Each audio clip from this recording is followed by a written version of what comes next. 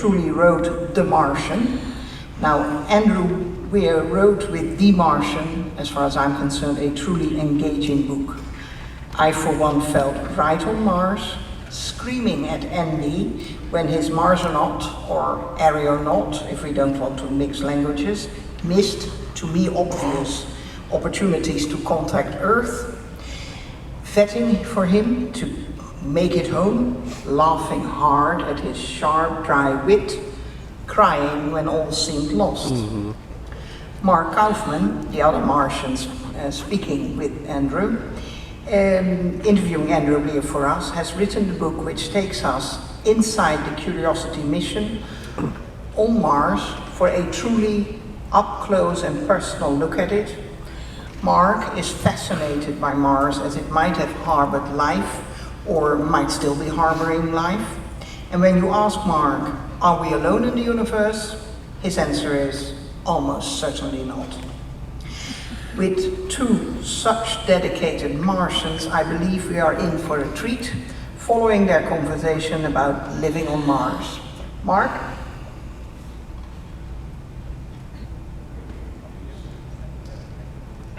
We have a technical issue. Well, what was it? We shouldn't flip all switches, we should simply wait. That's what we're going to do right now.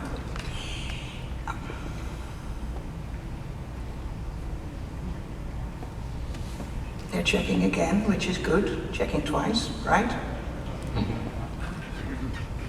And we're set. Well, the floor is yours, Mark. Hello, folks. Utterly appropriate that this should start with a technical issue, since that's what happens so often on The Martian, with The Martian. Just a kind of a show of hands, how many people have read this book? Oh, yes. The 3 or 4 of you who not really should. It is a superb book, and it I think has already and will continue to kind of bring the issue and the reality of Mars to people in a way that it really needs, and perhaps in some ways hasn't before. I'm delighted here to be speaking to Andy, who has a really surprising and interesting story to tell about how all this happened, and he has a lot of deep knowledge about it all. So I'm going to just very, very briefly recap some of what happens in the book, unless you'd like to do it, Andy. No, you go right ahead. Okay. It's the tale of an astronaut who unintentionally gets left behind, thought for dead, but he is a terrific survivor, is a brilliant guy, somewhat like Andy, and who understands how to make things happen. And the thing goes on for a number of years, and tells.